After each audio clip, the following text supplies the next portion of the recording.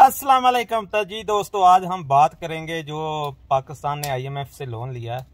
तो इस लोन की जो टोटल अमाउंट है वो 1.2 बिलियन डॉलर है। तो अगर हम इसकी कंपैरिजन करें कि जो एप्पल कंपनी है, जो एप्पल फ़ोन बनाती है और इस तरह के एप्पल की प्रोडक्ट बनाती है, जो कि आईपैड और इस तरह की डिफरेंट प्रोडक्ट बनाती है, इलेक्ट्रॉनिक्स कंपनी है, उसकी जो नेट वर्थ है ना, जो भी एक रिपोर्ट प्रिंट हुई है, पब्लिश हुई है 5 जुलाई 2023 को, उसके मुताबिक उनकी 3027 बिलियन डॉलर जो है ना, उसकी नेट वर्थ है एप्पल कंपनी की। 3027 बिलियन डॉलर। और पाकिस्तान को कितना चाहिए? 1.2 बिलियन डॉलर। इसका मतलब है अगर एप्पल कंपनी चाहे तो पाकिस्तान को भी ख़रीद सकती है किसी भी टाइम। तो ये है सूरत हाल। कहाँ 1.2 बिलियन डॉलर और कहाँ जो है वो 3027 बिलियन डॉलर जो है ना उनकी नेट वर्थ है। बेसिकली मुल्क तो नहीं ख़रीदे जा सकते, ये एक जस्ट जॉक था, क्योंकि मुल्क के अंदर तो आपकी पूरी एक नेट वर्थ होती है ना हमारी। ठीक है, गवर्नमेंट की पोजीशन सही नहीं है, लेकिन नेट वर्थ तो बहुत ज़्यादा है किसी भी कंट्री की। कोई कंपनियों के ऑप्शन नहीं है कि वो मुल्क ख़रीद लें। लेकिन कहने का मतलब ये है कि अगर हमने अगर 80 की सीरीज़ में एक शुरू होने वाली कंपनी जो है वो इस वक्त नेट वर्थ अपनी 3000 बिलियन डॉलर बना चुकी है।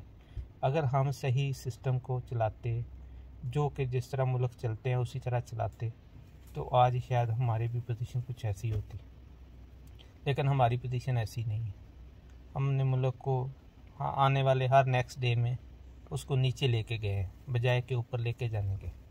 और दूसरी बात है, ये आपको भी पता है कि ये तकरीबन हमारा जो अभी ट्रांच चल रही है आईएमएफ के साथ, ये तकरीबन कोई 22वां-23वां है, जो कि 1960 से शुरू हुआ और अभी 2023 तक हम पहुंच गए हैं। लेकिन किसी ने सोचा कि हम आईएमएफ के पास जाते क्यों हैं, हमें पैसे क्यों चाहिए? एक्चुअली ये उस वक्त अयूब खान के दौर में स्टार्ट हुआ था, लेकिन उस वक्त तो मेगा प्रोजेक्ट हुए, यानी कि आपको पता ही है, तरबेला डैम, मंगला डैम ये बने। फिर इसके अलावा सिंध के अंदर बहुत सारी डेवलपमेंट हुई, कनाल बनी, हैदराबाद ठट्ठा बदीन वाली साइड पे काफ़ी डेवलपमेंट हुई। और ये वो चीज़ें थी उस वक्त तो समझ आती थी। फिर नवाज शरीफ साहब ने मोटरवे बना दिया और वो आज तक उसी मोटरवे को लेके चल रहे हैं। लेकिन क्या इससे हमारी जो मुल्क की इनकम बढ़ी? तो इसका जवाब नो में है। इससे मुल्क की कोई इनकम नहीं बढ़ी, गवर्नमेंट की इनकम नहीं बढ़ी। इंडिविजुअल जो है, जो कोई पैसा लूट के बाहर ले गए, उनकी तो शायद बढ़ी, लेकिन ना इंडिविजुअल की बढ़ी और ना गवर्नमेंट की बढ़ी।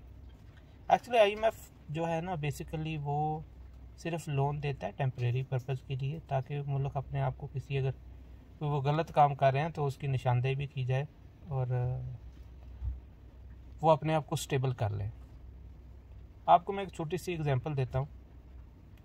पाकिस्तान में तकरीबन 7 से 8 ना इलेक्ट्रिसिटी डिस्ट्रीब्यूटर कंपनियां हैं, जिसमें आपको एस्को मिलेगी, इस्लामाबाद इलेक्ट्रिक पावर, फिर लेस्को लाहौर इलेक्ट्रिक पावर, फिर गेपको गुजरांवाला इलेक्ट्रिक पावर, इस तरह मेपको मुल्तान इलेक्ट्रिक पावर, फिर सेपको सक्कर इलेक्ट्रिक पावर, हेपको हैदराबाद इलेक्ट्रिक पावर। इस तरह कोई पेशावर में भी होंगी, I don't know, but Quetta में।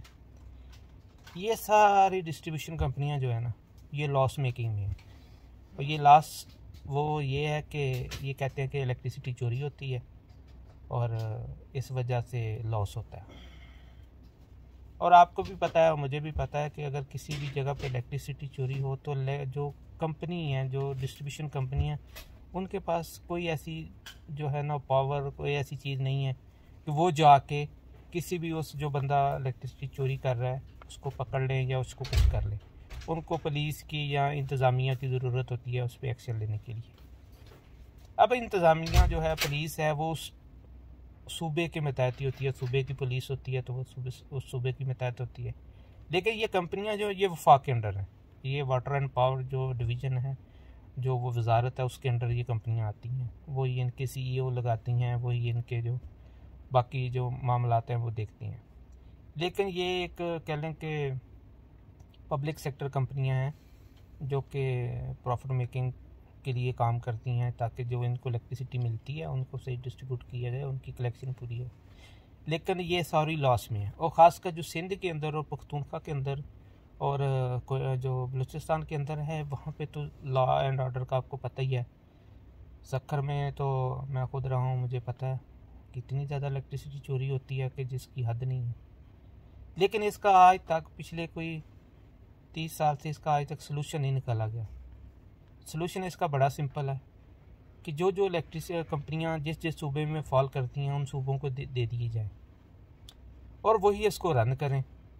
अगर वो उस सूबे को इलेक्ट्रिसिटी प्रोड्यूस नहीं कर सकते, जिस तरह की वे दूसरी चीज़ें हैं जैसे एजुकेशन है, जैसे लॉ एंड ऑर्डर है, जैसे सारी इंतज़ामिया बाकी सूबे के अंडर तक, वाई नॉट की इलेक्ट्रिसिटी कंपनियाँ क्यों नहीं उनको दी जाती, वो भी उनको दी जाए और फिर वो इसके जवाबदेह हों।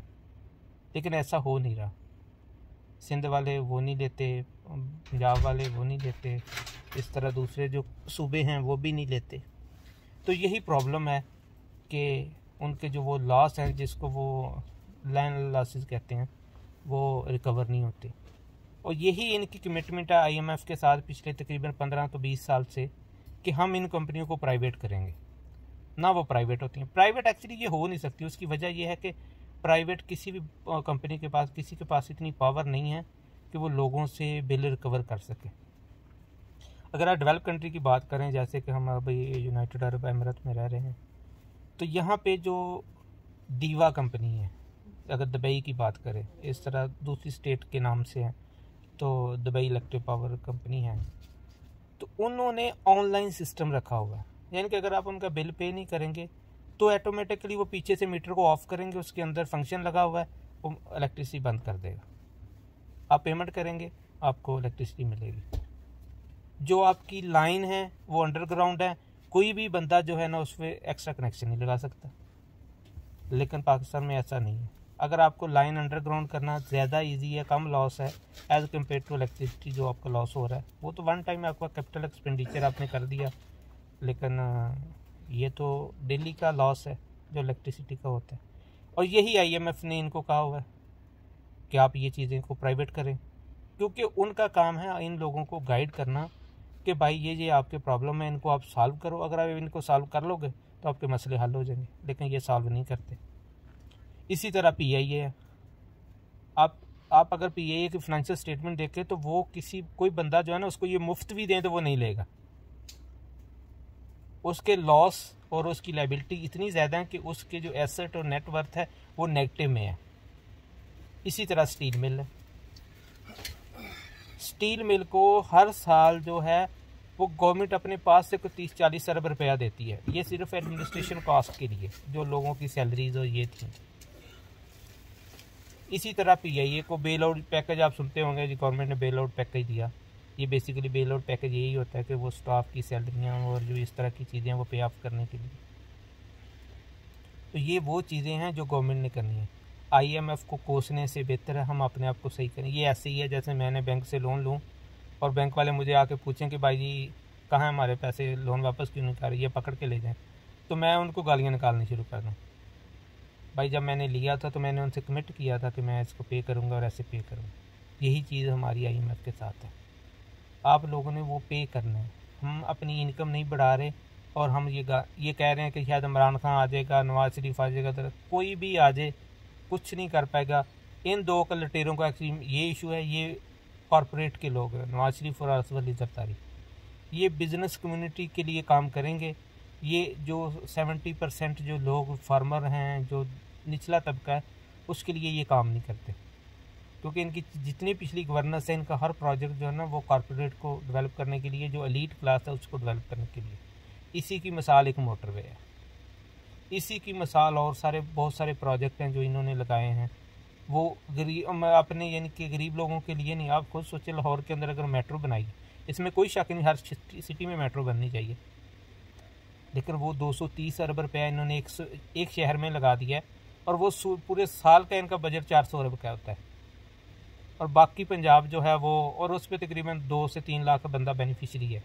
और जिस सूबे की पॉपुलेशन जो है ना वो तकरीबन कोई 12-13 अरब जो है ना वो 12-13 करोड़ पॉपुलेशन है, लेकिन वो सिर्फ 2-3 लाख लोगों के बेनिफिट के लिए 230 रुपये लगा दिया।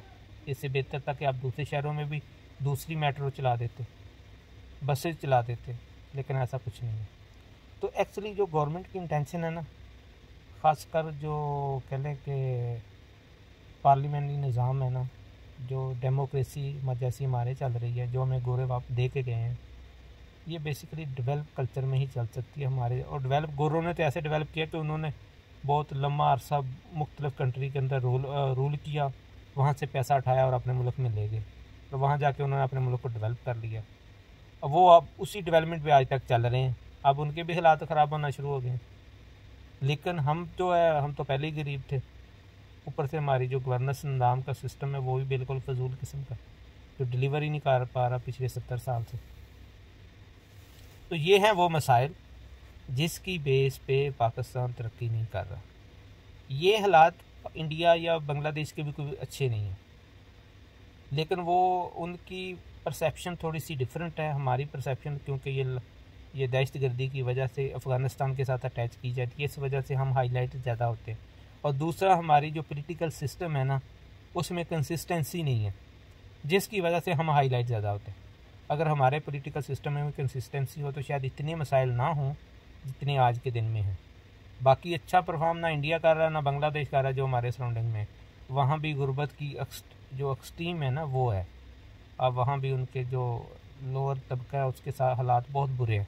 वो भी मेगा प्रोजेक्ट ही लगाते हैं जिस पे कॉरपोरेट को बेनिफिट होता है और जो एलीट को बेनिफिट होता है। वहाँ भी गुर्बत इतनी ज़्यादा कि जिसकी कोई मिसाल। हालांकि अगर गुर्बत की बात की जाए तो शायद इंडिया से पाकिस्तान बेहतर है और बांग्लादेश से भी बेहतर है, लेकिन अगर मुल्क की गवर्नमेंट की बात की जाए तो हमारी गवर्नमेंट उनसे पीछे है। हमारी गवर्नमेंट के पास उतना पैसा नहीं है जितना इंडिया की गवर्नमेंट के पास है या बांग्लादेश की गवर्नमेंट के पास है। तो ये वो चीज़ें हैं जो हमें सही करने की ज़रूरत है कि एक तो सबसे पहली, एक तो इनको कसम उठा लेनी चाहिए कि हम किसी भी बंदे की, जिसकी भी गवर्नमेंट जिस तरह भी आ जाए, वो जानी नहीं चाहिए। ये तो कोई ऐसी लॉ मेकिंग हो जाए कि कंसिस्टेंसी हो, जो भी गवर्नमेंट आए वो 5 साल पूरे अपने करे, जो भी टर्नओवर उसका बनता है लॉ के मुताबिक वो टर्नओवर पूरा करे। तो ये वो बेसिकली एक मिक्स ही मैंने आपको बातें बता दी हैं। तो नेक्स्ट व्लॉग में आपको डिटेल एक एक चीज़ें जो है ना आपको बताया करेंगे 1 बाय 1। तो अगर आपको मेरी वीडियो पसंद आई है तो इसको लाइक करो, सब्सक्राइब करो और शेयर करो। ओके, अल्लाह हाफिज़।